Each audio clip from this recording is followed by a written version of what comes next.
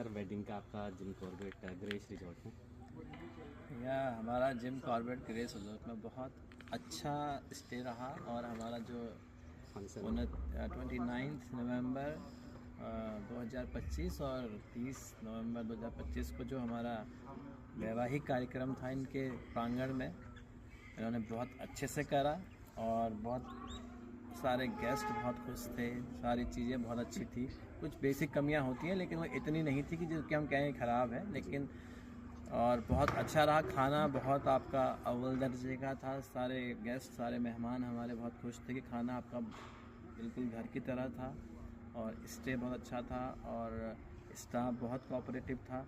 Specially क्योंकि हमारा ज़्यादा ताल्लुक़ रावत जी से रहा है, तो रावत जी का व्यवहार हम बार बार मेंशन करना चाहेंगे क्योंकि जिसको हम कॉल करते थे तो हमेशा उन्होंने सुना है और उस चीज़ को दूर किया है। और एक गेस्ट के नाते हमें यही चाहिए होता है कि हमें किसी प्रॉपर्टी में हम जाएं और अगर वो हमें सुन रहा है, हमारी बात को कर रहा है, क्योंकि कमियां कहीं पे भी हो सकती हैं, लेकिन कमियों को दूर करना ज़्यादा इम्पोर्टेंट है हमारे लिए, जो हमारा अपना मत है।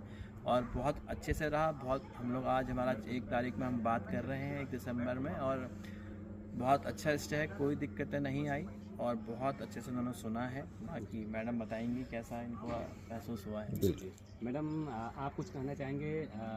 जैसे डेकोरेशन थीम को लेके डिस्कशन हुआ था पहले, और उसके अलावा भी बहुत सारी चीज़ें होती हैं, या फिर कुछ आपका कोई यूनिक ऐसा पॉइंट हो जिसमें आपको लगा हो कि वाव वाला फील आता है, तो ऐसे कुछ चीज़ें आप शेयर करना चाहेंगे हमारे बाकी सब लोगों के लिए भी, जैसे हमारे फ्यूचर में भी कुछ वेडिंग्स होनी है उन ट्रैवलर्स, उन गेस्टों को भी, तो या अपनी तरफ से कोई ऐसा कोई सजेशन दें कि यहाँ पर हम इम्प्रूवमेंट करेंगे तो आगे फ्यूचर वाली जो हमारी पार्टी होंगी, वेडिंग्स होंगी, उनके लिए हम थोड़ा सा ठीक कर पाए चीज़ों को, और जो आपको लगे तो अपना एक्सपीरियंस आप मैंने शेयर कीजिए। रावत जी के साथ और कांडपाल जी के साथ डिस्कशन किया था डेकोर को लेके, बिकॉज डेकोर को लेके मैं ही कोऑर्डिनेट कर रही थी जी और मैं एक्चुअली में बहुत एंशियस थी उस टाइम पे, क्योंकि मुझे बहुत पर्टिकुलरली कुछ चीज़ें चाहिए थी कि अगर डेकोर हो रहा है तो ऐसा ही होना चाहिए। जी आई थिंक हल्दी का सेटअप जो लगाया था, मैंने कुछ और एक्सपेक्ट किया था, मतलब एक बेसिक हमने बैकड्रॉप सोचा था, जी बट वो जिस तरीके से